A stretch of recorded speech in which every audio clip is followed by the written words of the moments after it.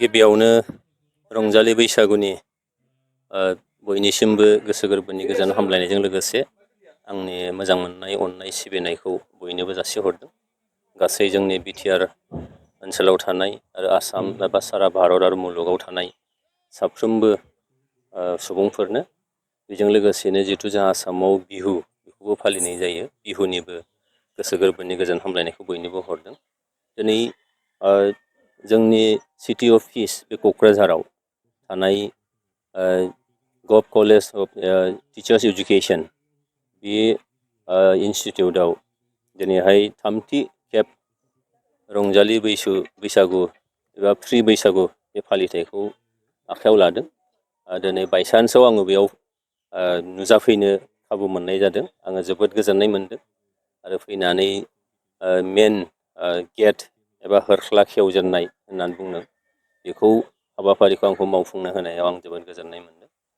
आरो नुबावबाय जे बेयाव जोंहा GI टेग गासै 27टा आइटेम बर'फोरनि जाग्रा लोंग्रा गाननाय जोमनाय दामनाय देनाय दामजुफोरबो बिनिनो मोनसे गेट बानायदों। बेयो जोंनि मोनसे जोबोद इम्परटेन्ट मोनसे GI टेग मोननाय भारत सोरखारा जोंखौ गनायथि होनाय बे ओनसोलनि हाजों सोमोन्दो थानाय बे ओनसोलनि बारहावाजों मिथिंगाजों सोमोन्दो थानाय बे मोनसे जोबोद गोनां मोनसे भारत सोरखारा गनायथि होनाय आइजें आइला दामजु आरो गानग्रा जोमग्रा जाग्रा लोंग्रा बियो आङो बेखौ दिन्थिनायनि थाखाय आङो खुंफुं आफादखौ जोबोरैनो साबायखर होदों। थ' नंगौ बैसागुआ जोंनि सुबुंजों सोमोन्दो गोनां मिथिंगाजों सोमोन्दो गोनां आरो मिथिंगा आरो सुबुं आरो बेनि गेजेराव दिनैहाय नैबे बिटिआर ओनसोलाव जोंहा क'क्राझाराव बर'फ्रा मिथिस' हायै समनिफ्रायनो जोङो बैसागु फालिबोदों हारि हिसाबै। बबे जुगाव माब्लानिफ्राय फालिदों बेखौ जों मिथिनो हाया। जों बेखौल' बुंनो हायो दिनैनि थारिखआव जे मिथिंगानि फिसा हिसाबै मिथिंगायानो जोंखौ आखाइ फायखननानै हांख्रायहरो जे नैबे बोथोराव फागुन दाननि रानस्रावस्राव बारहावाजों मिथिंगाया जेरैहाय बिफां लाइफांफ्रा लन्थं थासारियाव थायो, नाथाय बारदै सिख्ला फैनाय लोगो लोगो बैसाग दान फैनाय लोगो लोगोनो बियो समायना सोमखोर महर लायो आरो बे समायना सोमखोर महर लानायाव मानसिल' नङा मुलुगनि गासै जिब जिबियानो मोनसे रंजाखांनाय मोनो आरो बे रंजाखांनायजोंनो जोंनि गोसो गोरबोआ मोनसे बाज्ल'खाङो आरो बेनो हयथ' गोदान बोसोर एबा बैसागु आरो बेखौनो बर'फ्रा मिथिंगानि बे थासारि बे जांसारखौनो गोदान बोसोर हिसाबै रंजानायनि फोरबो हिसाबै जों फालिदों आरो आबादजों सोमोन्दो गोनां बे सुबुं माहारिया बर' हारिया नोङो आबाद मावनानै थांनानै थाग्रा थ' आबाद जागायनायनि सिगां मैखोम मोनसे हाबा मावनायनि सिगां मोनसे रंजानाय फोरबो बियो आरो बे रंजानायाव जों सुबुं माहारि हिसाबै गोसोनि खोथा फोरमायनाय लाइमोन सेंग्रा सिख्लाफोरनि मोनसे गावनि गोसोनि साननाय गावनि एडाल्ट्रेसनखौ फोरमायनायनि मोनसे थासारिबो बियो। बेनिखायनो बे समायना मोनसे थासारिखौ दिनैहाय जोंनि नैबे इन्सटिटिउटनिफ्राय जिफोर फालिबोदों थांनाय बोसोरनि सिगांनिफ्राय आरो बेखौ जोङो जुग जुग जाथे फालिलांबाय थानो हाथों बेखौनो मिजिं खालामदों। बेजों जोंनि मावनाय दांनाय आसार आखु जोंनि सोदोमस्रि बे गासिबो निस्सय बेरखाङो। भारत सोरखारा दिनैहाय जोंनि आर'नाइ इन्दि जि दख'ना फास्रा जोमग्रा बेजों लोगोसेयैनो मा होनो जाग्रा लोंग्रानि गेजेराव जोंहा नाफाम थाबाय, मैगं हिसाबै जोंहा दुन्दिया गंगार दुन्दिया एबा मग' दुन्दियाबो होननानै बुङो।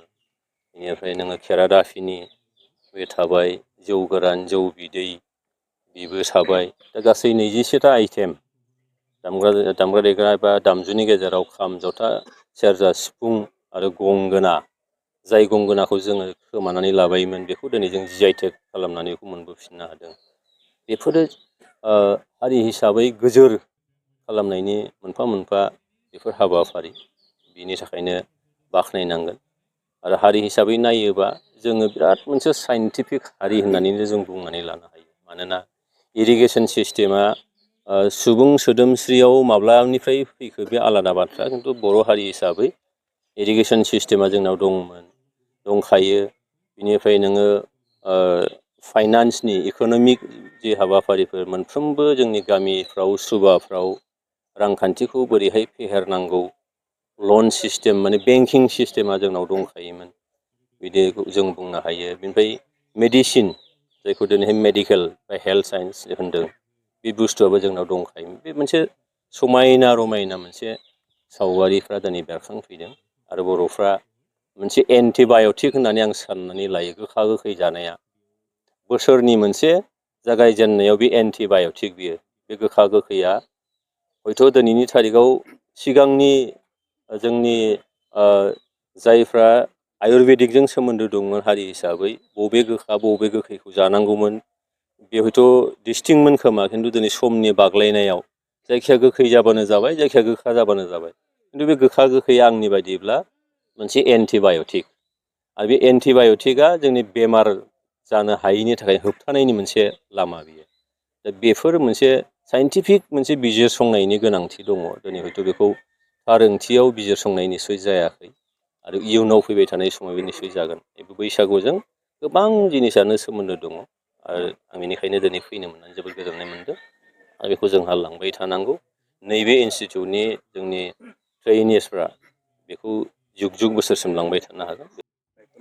बिथांमोना बुंदों रंजालि बैसागुनि मुङाव हाथाय बाजारफोराव मागिनाय बा मोसानायखौ बन्द' खालामनांगौ बेयो जोंनि बर' बैसागु फालिनायनि बाहागो नङा होननानै नोंथांनि नोजोराव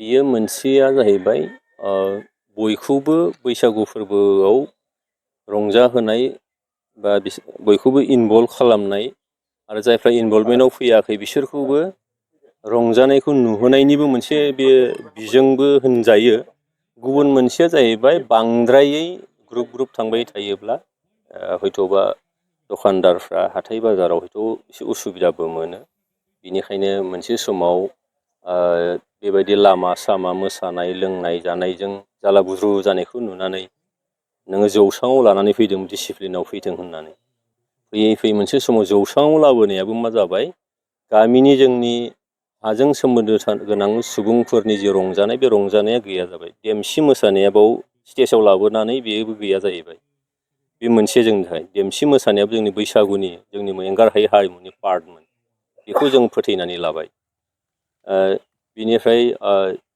उनाव दुलाराय बर' फरायसा आफादा मोनसे सानखांबाय जे स्टेजाव जोङो लांबाय थायोब्ला थार गुबै ओंथियाव जोंनि बैसागु फालिनाय रंजानाय हारिमु लाखिनाया जानाय नङा बेनिखायनो लांदां बैसागु एबा गेवलां बैसागु फालिनाय जाबाय जायजों समाजनि मोनफ्रोमबो थाखोनि सुबुंफ्रा रंजानायनि खाबु मोनो हारिमुखौ दिन्थिनायनि खाबु मोनो आरो बेजों गावनि जिखि हारोंथाइ मोसानायाव एक्सपार्ट दामनायाव एक्सपार्ट खननायाव माबा मोनसे एक्सपार्टाइज दङ बेखौ श' खालामनो हायो आरो बेजों बयखौबो गोसो गोरबोआव फोनांनो हायो आरो इनभल्भमेन्टआव लाबोनो हायो स्टेजाव लांनाय लोगो लोगोनो माखासे आथुमसे मानसिफोरनिल' रंजानायनि जायगा जायो बेखायनो गासैखौबो एंगारजोबनो हाया खिन्थु डिसिप्लिनाव लांनांगौबा माखासेखौ एसे सोदांनांगौबो थाबाय खिन्थु माने बेसिक बुस्थुआ बे जिनिसा थानांगोन बेखायनो हारिमु आफादा जेखौ बुंनो हयथ' मोजांखौनो नुनानै बुंदों बेयाव जोंहा बर' समाजा बेखायनो बिनि हेंथायै हयथ' जोङो जेबो सानफिनलायनो नाङा आं बेखौल' खावलायदों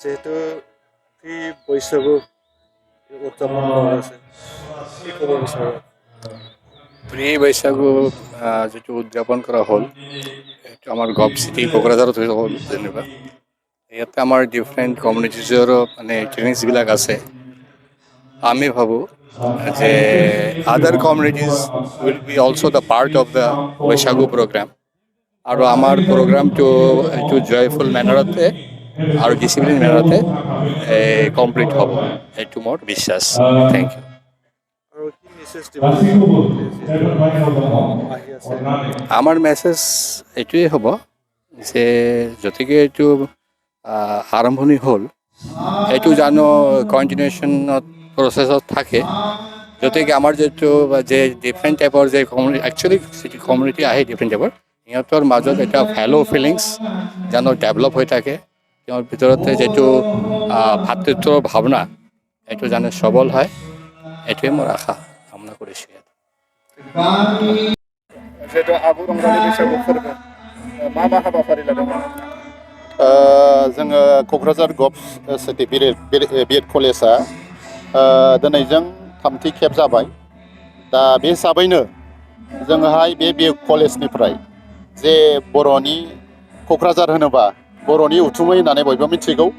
बे हिसाबैनो जोङो बिएड कलेजाव गाजा गोमजा जाहाथे आगु बैसागुखौ खुंनो हायो। जे जोंनि गासैबो ट्रेनिस्टफ्रा जिहेथु क'क्राझारनि नंजोबा गोबां जायगानिफ्राय फैनाय बाहाय बिथांमोना गावनि न'आव गावनि गामियाव गावनि बिसि फिसाखौ लानानै जिहेथु गामियाव रंजानाय फोरबो जायो। बे हिसाबैनो जों बे कलेजाव जयैनो जिहेथु बैसागु फोरबोखौ फालियोब्ला जों खनसे रंजानो हायो नामा? जों बर'फोरा आगुनिफ्रायनो बैसागु फोरबोखौ फालिबोबाय थायो। बे हिसाबैनो जोङो दिनैहाय गभ सिटि बे कलेजाव बिएड कलेजाव जोङो मोजाङैनो फालिनो लादों। आरो बर'हा GI मोननाय मोनसे हारि आरो बे हारि हिसाबै जोङोहाय GI मोनसे गेट खालामदों। जाहाथे जोङो जाय GI गेट माने मोनबाय जोंनि गानग्रा जोमग्राफोरखौ लोंनाय जानायफोरखौ जाहाथे जोंनि बर'फोरा बेखौ लानानै गेरेमसायै रायजो जालांबाय थानो हायो। इयुनाव बर' माहारि एबा गावनि हारिखौ आबुङै सिनायथि होलांबाय थानो हायो। बे मिजिं एबा ओंथिजों जोङो बे गेटखौ बानायनाय जादों। आरो मेन गेटखौ जोंहा मानगोनां लरेन्स इस्लारि सारा बेखेवफैनांगौमोन। आरो बेनि माने गोनांथार खामानि जानायखाय बिथांनि माने अनगायै जोंनिनो मानगोनां MP माने सार जयन्त बसुमतारी सारा जोंनि गेजेराव फैनानै मेन गेटखौ बेखेवनानै होफैबाय। जोङो बिराद गौरब। बे खुंनायाव जोङो बाख्नायनांगोन मानगोनां BTRनि चिफ प्रमद बर' सारा जोंखौ नोजोर हरबाय थादों आरो गाहामैनो खुंनो बिथोन हरदों। मानगोनां MLA लरेन्स इस्लारि सारा जोंखौ थुलुंगा हरबाय थादों बिएड कलेजनिफ्राय मोजाङै गाजा गोमजाङैनो खुंफुंनानै हरनो थाखाय। बिनिखायनो आं स्पेसियेलि धन्यबाद खालामो मानगोनां प्रमद बर' सार आरो मानगोनां लरेन्स इस्लारि सार आरो जोंनो बे खुंफुंनायाव जायफ्रा मदद होबाय जोंनो एसे खेन्दा हरबाय बिथांमोननिसिमबो आङो रोजा रोजा साबायखर बावहरो। जानाय लोंनाय माबायदि हाबाफारि लादों? जोङोहाय फुंनि समाव माने ब्रेकफास्ट हिसाबैनो जोङो हेभि मोनसे गोखा गोखै हाबाफारि लादों। आरो 2 बाजिनिफ्राय जोङो आबुं जानाय जों हाबाफारि लादों। दा जोङो बे जे आयदा बा बे मोनसे जोंनिनो हारिनि पार्ट बा बाहागो बेयो गोखा गोखै जानाया। बाहाय गासैबो मैगं थाइगं गोखा गोखै गोबां रोखोमनि मैगंफोरखौ ज' खालामनानै संनानै जानाय जायो। आरो जोङो फोथायो गोदोनिफ्रायनो फोथायबोदों बेबायदि जायोब्ला जोंनि देहायाबो राफोद आरो गोरा जायो आरो आबुं मोनसे जिउ लानानै जोंनि संसार जानाय फारसे आवगायलांबाय थानो हायो होननानै जों मिजिंथिनानै लादों।